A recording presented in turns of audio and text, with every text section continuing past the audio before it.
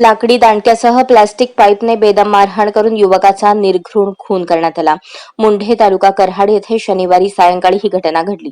या प्रकरणी पोलिसांनी 6 जणांवर गुन्हा दाखल केला असून 4घांना अटक करण्यात आली आहे, तर 2 जण पसार आहेत. करण संपत बर्गे वय 28 राहणार खराडे तालुका कराड असे खून झालेल्या युवकाचे नाव आहे.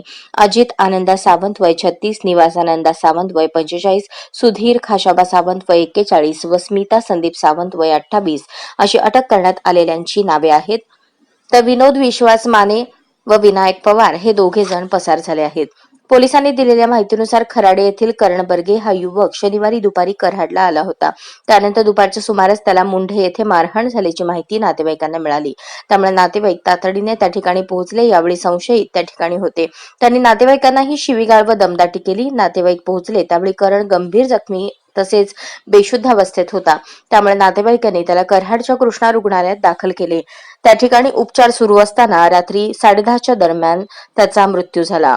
दरम्यान घटनेची माहिती मिळाल्यानंतर कराड शहर पोलीस ठाण्याचे वरिष्ठ निरीक्षक के.एन. पाटील यांच्यासह गुन्हे शाखेचे पथक तातडीने मुंढे येथे पोहोचले. त्यांनी घटनास्थळाचा पंचनामा करून आरोपींचा शोध सुरू केला. रविवारी पहाटे वारुंजी येथून 4 आरोपींना ताब्यात घेऊन अटक करण्यात आली, तर 2 जण पसार झाले आहेत. मृत करण बर्गे हा एका महिलेला सोशल मीडियावर मेसेज पाठवत होता. तसेच त्याचे प्रेमसंबंध असल्याचा संशय होता. त्या संशयावरून आरोपींनी करणला मुंढे येथे बोलावून घेत मारहाण केल्याचा पोलिसांना संशय आहे. मात्र खुनाचे नेमके कारण अद्याप स्पष्ट झालेले नाही. आरोपींकडे तपास केल्यानंतर खुनामागील कारण आणि घटनाक्रम स्पष्ट होईल असे पोलिसांनी म्हटले आहे. आजच स्मार्ट महाराष्ट्र न्यूज चॅनलला सबस्क्राईब करा.